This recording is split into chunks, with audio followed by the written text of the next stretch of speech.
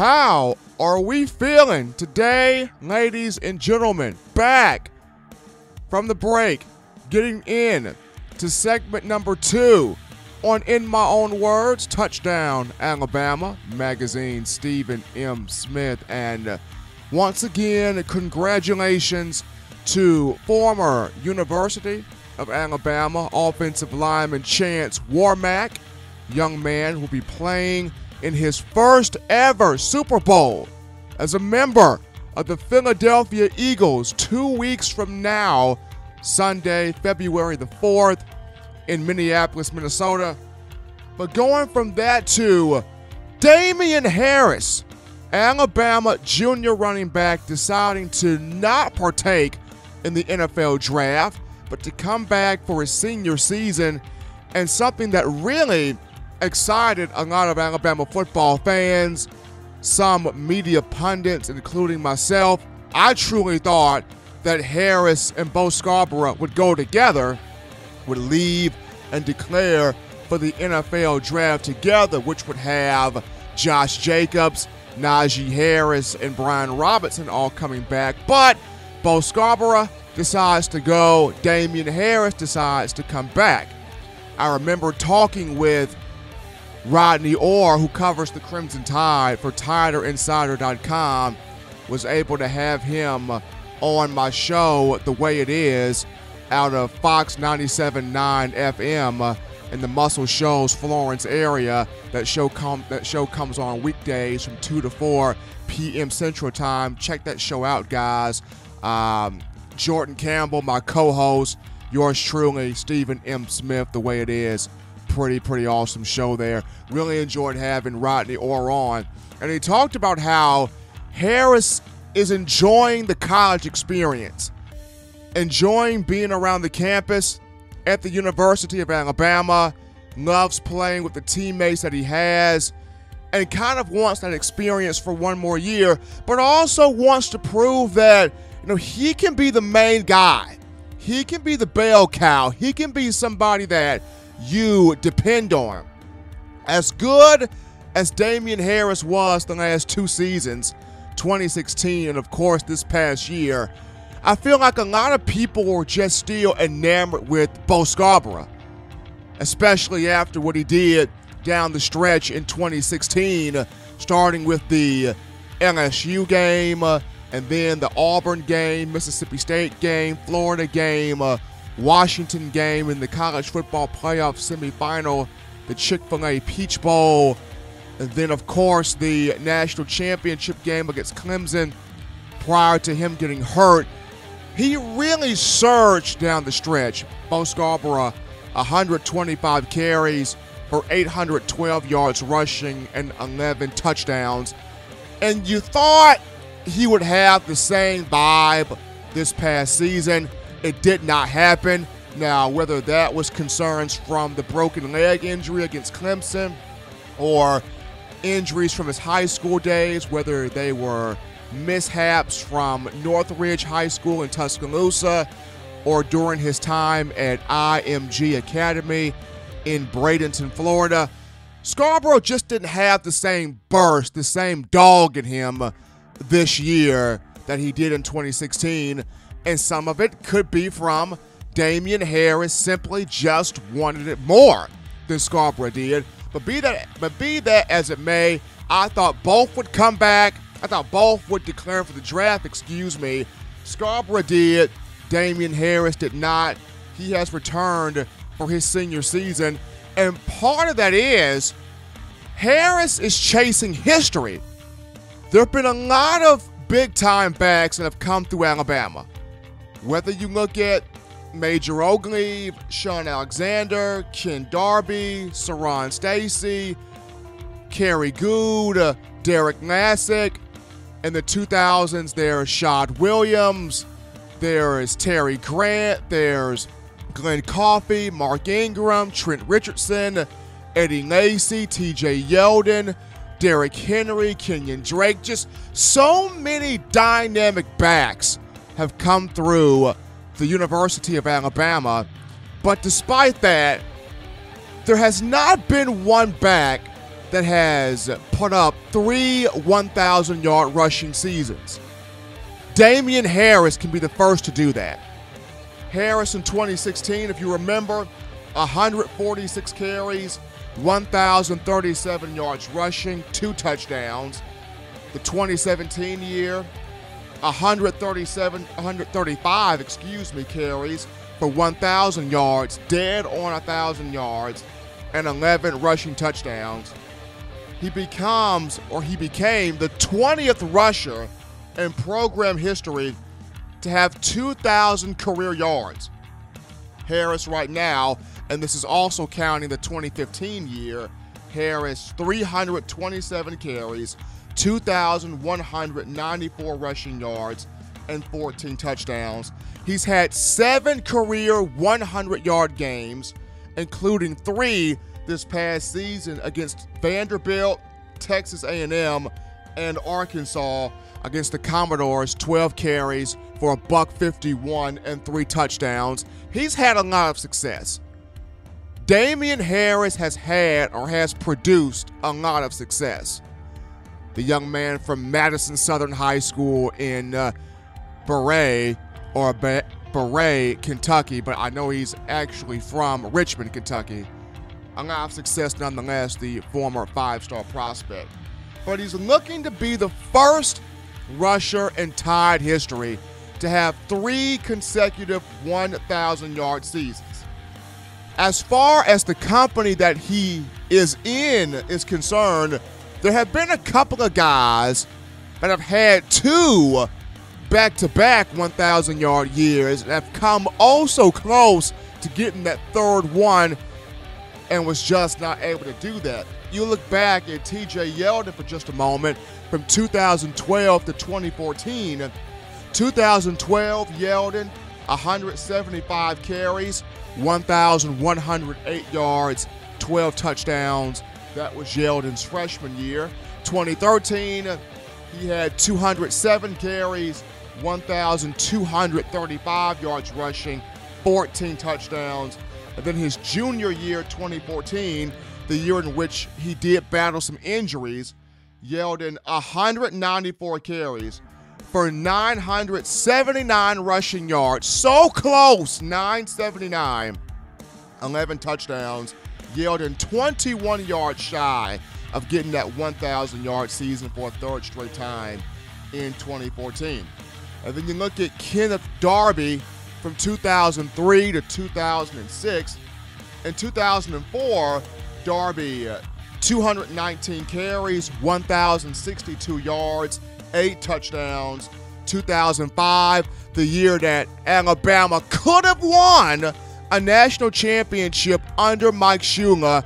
You had Brody Kroll at quarterback, Tyrone Prothro at wide receiver. On defense, D'Amico Ryans, Roman Harper, Simeon Castilla, so many big names on defense and on offense. Charlie Pepper also a part of that team, Freddie Roach as well. But that 2005 season for Kenneth Darby, 239 carries, 1,242 rushing yards, had 3 touchdowns. 2006, 210 carries, 835 yards. He came 165 yards shy of reaching that century mark there. Sean Alexander, sweet feet, from 1995 to 1999. 1998, Alexander, 258 carries, 1,178 yards, 13 rushing touchdowns. In 1999, Alexander, 302 carries, 1,383 yards, 19 scores. Could not get that 3rd 1,000-yard season. Of course, Alexander had some injury issues also. Bobby Humphrey, the father of Marlon Humphrey, who's right now in the National Football League for the Baltimore Ravens. Bobby Humphrey from 1985 through 88, 1986, 236 carries, 1,471 yards, 15 touchdowns. In 87, 238 carries, 1,255 yards, 11 scores. So Bobby Humphrey, Sean Alexander, Kenneth Darby, TJ Yeldon, just a few names there that were right there on the cusp of having 3 1,000-yard seasons, 3 consecutive, just came up a bit short. Damien Harris has the opportunity to get history. 3 1,000-yard seasons in consecutive years, or in straight years. One of the reasons why he stands a good chance of being able to do this is if Tua Tagovailoa wins the starting job at quarterback next season. And of course for Tua, that will start this spring coming up in March. His ability to improve or continue to show the accuracy, the precision, the ability to maneuver, feel his way in the pocket, but most importantly, winning the team. When you talk Nick Saban views accuracy, he views precision, he views getting the ball out on time, on target, and stride to different receivers so they can catch, tuck the ball away, get downfield. But most importantly, when it comes to quarterbacks, what does Nick Saban value the most? Who is the team rocking with? Who is the team behind? Who is the team following? If that leadership council says, we want Tua, we are feeling Tua, we identify with Tua, we are riding in the cut with Tagovailoa, then all signs will point to Tua winning the job. He's got to win the team this off season.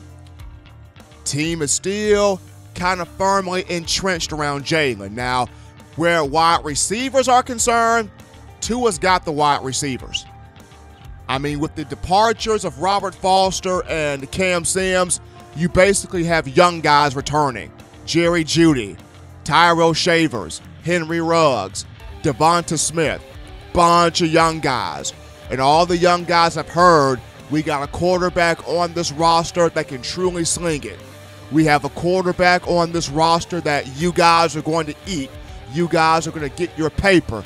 You guys are going to get your numbers and be able to soon carve out an NFL draft stock. And by the quarterback on the roster, Nick Saban's not mentioning that in terms of Jalen. He's mentioning that in terms of Tua Tagovailoa. So, with that being said, Tua's already got the receivers. And then with Bradley Bozeman now pursuing the National Football League, Tua's got somewhat of the offensive line, especially if Jedrick Wills and Alex Leatherwood both start on that group in the fall. So the wide receivers are right now Tua. The offensive line is, at this point, to some degree, Tua. If he can win over the defense, then that will be interesting. But right now, Tua's got to win the team. But how does that entail where Damien Harris is concerned is Tua's ability to stretch the field.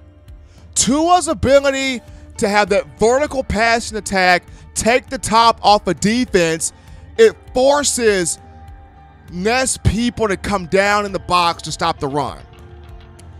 In simple terms, it provides Damien Harris with more running lanes, more holes, more opportunities to work, and to possibly get that 1,000-yard mark in the regular season. You look at the last 2 years with Jalen Hurts, and once again, love Jalen Hurts. Great kid, tremendous character. I was the individual that broke the story on Jalen Hurts being the starting quarterback prior to the 2016 season. The guy is a talented athlete, and he's good enough to start anywhere else in college football, probably even also at Alabama, depending on, we all know Nick Saban's mantra, winning the team, taking care of the football, not making a lot of mistakes. But however, I also see the coin of there are moments where Jalen is so focused on not making a mistake or not wanting to make a mistake, you forget the prime focus of just going out there and playing. Just going out there and giving your guy, your receiver, the best chance to make a play. Nick Saban is all for taking calculated risk. If it's your guy against their guy, if it's your cat against their cat, give your dude a chance. Put the ball in a spot where your guy can rise up, elevate, and make the play. Nick Saban is 100% fine with taking calculated risk. If it's mano and mano, 50-50, trust your guy. He is well fine with taking a calculated risk.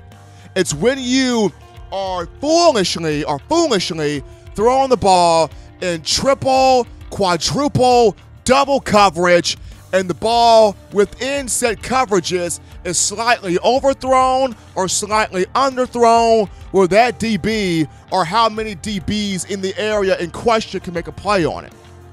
When you're throwing the ball in questionable spots, that's when you see the horns come off of Nick Saban, him throwing the headset off and giving you those famous butt chewings. That's when that happens. But in terms of taking a calculated risk where it's your guy against their guy and you believe your guy, Nick Saban's fine with that. He has absolutely no issue with that. And I believe that's where the issue right now is with Jalen. He's so prone to, I don't want to make a mistake, till it gets to, he struggles with, just go out there and play the game. Just go out there and give your guy an opportunity. And I feel like that's where Tua kind of shines at. He has no issue with taking chances.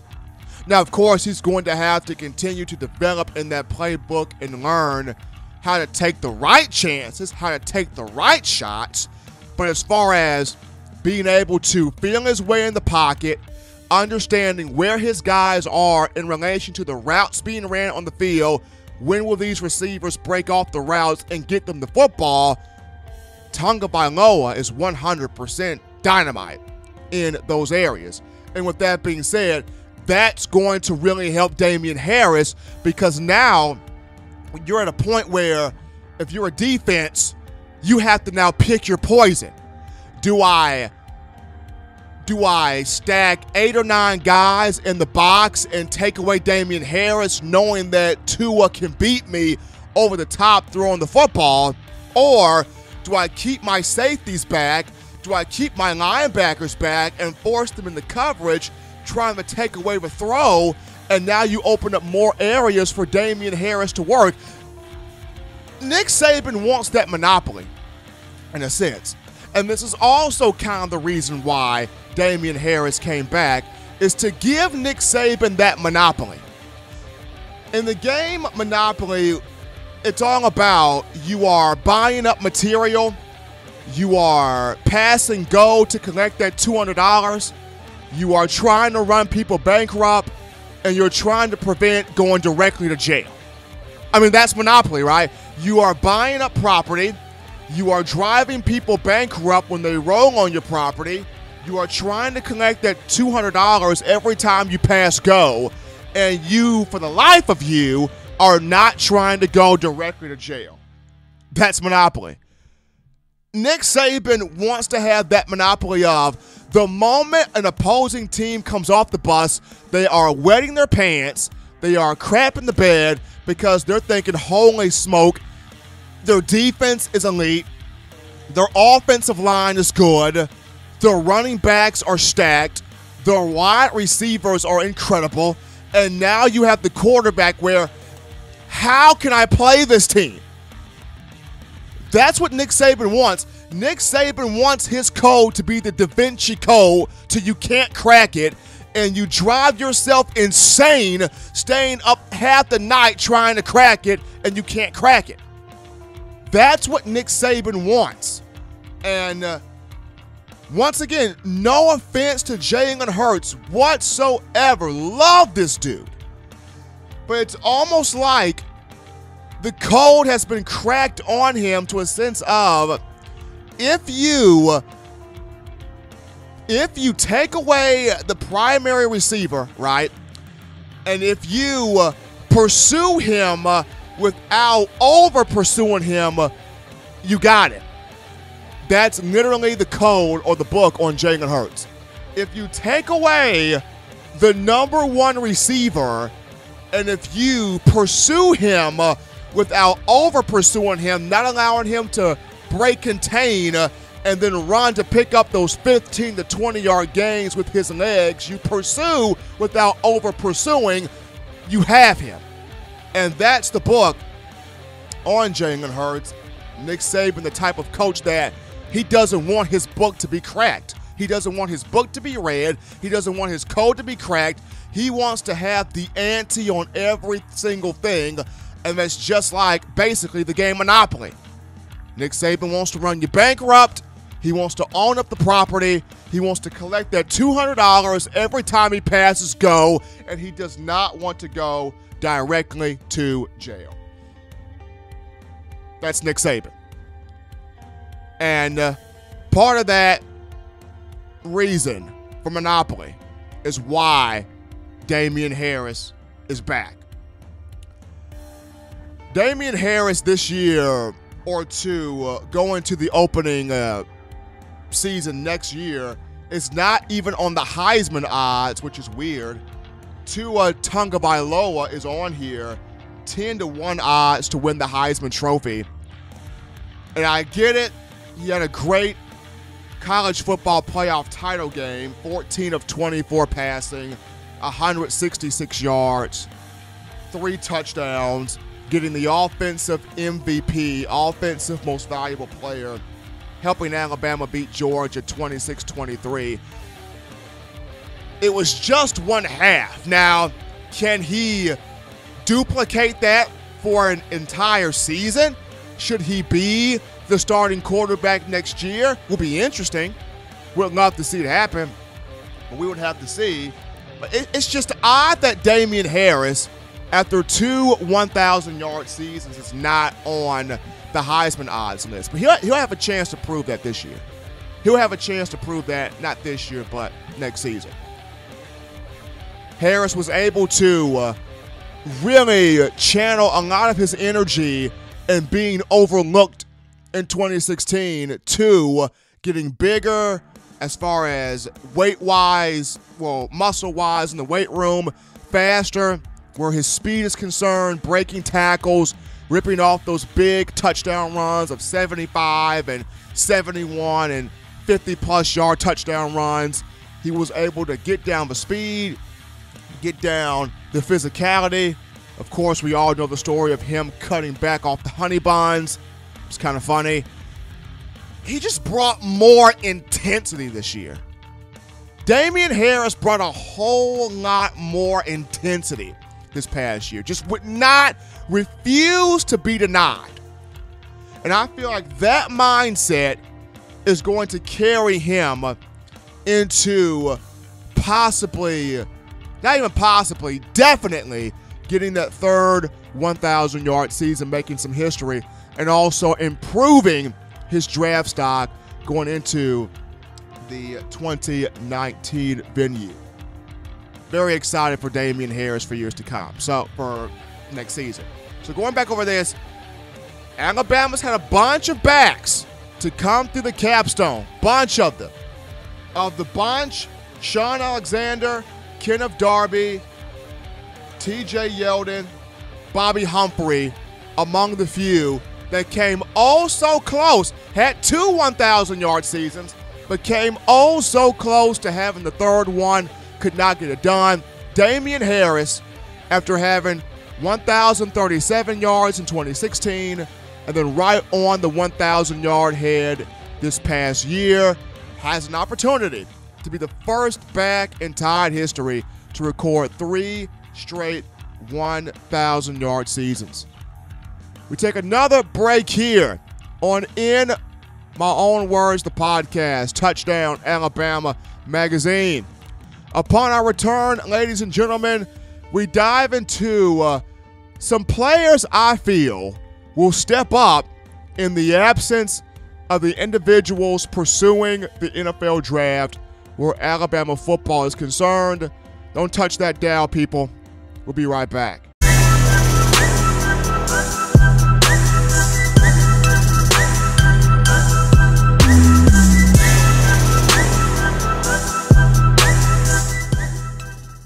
It's your boy, Stephen M. Smith, host of In My Own Words, the podcast. If you are a fan of this show, then I encourage you to subscribe to the Touchdown Alabama Magazine YouTube channel. Also follow the brand on Facebook, Twitter, and other forms of social media as we continue to bring you the best in Alabama football and Crimson Tide athletics.